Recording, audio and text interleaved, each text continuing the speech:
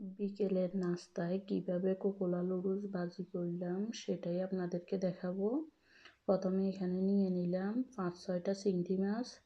এরপরে যাই মুরগির বুকের মাংসটাকে কুচি কুচি করে নিলাম।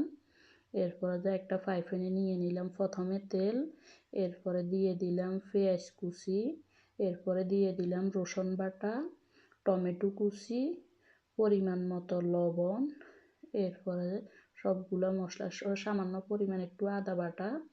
এরপরে সবগুলা মশলাটাকে কষে এরপরে গুঁড়া মশলা দিলাম, একটু ধনিয়ার গুঁড়া দিলাম, একটু জিরার গুঁড়া দিলাম। এরপরে যাই একটু হলুদের গুঁড়া দিলাম।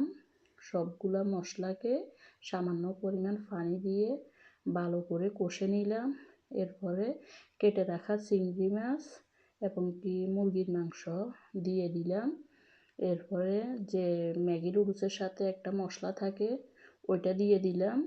এরপরে সামান্য পরিমাণ পানি দিয়ে ভালো করে সবগুলা মশলাকে, মাংস, চিংড়ি মাছ সবগুলাকে রান্না করে নিলাম।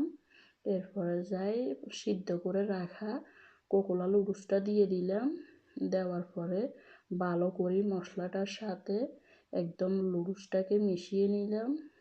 একদম চুলার আঁচটা একটু কমিয়ে রেখে ভালো করে মশলার সাথে লুডুসটাকে মিশিয়ে নিলাম। এরপরে রান্নাটা যখন মাঝামাঝি হয়ে আসবে এরপরে দিয়ে দিলাম 6-7টা কাঁচামরিচ। আসলে এই কাঁচামরিচে আপনার জাল ছিল না, তাই একটু পরিমাণে বেশি দিয়েছি।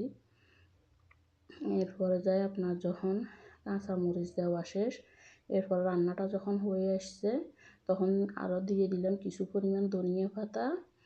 এরপরে যে ধনিয়া পাতাটা দিয়ে চুলার আঁচটা কমিয়ে রেখে ভালো করে আরও কিছুক্ষণ রান্না করলাম। এই তো আমার রান্নাটা এখানে শেষ। তো আপনাদের কাছে ভিডিওটি কেমন লেগেছে কমেন্টে জানাতে পারেন। ছোট্ট একটা ভিডিও শেয়ার করলাম। তো সবাই ভালো থাকবেন, সুস্থ থাকবেন। আল্লাহ হাফেজ।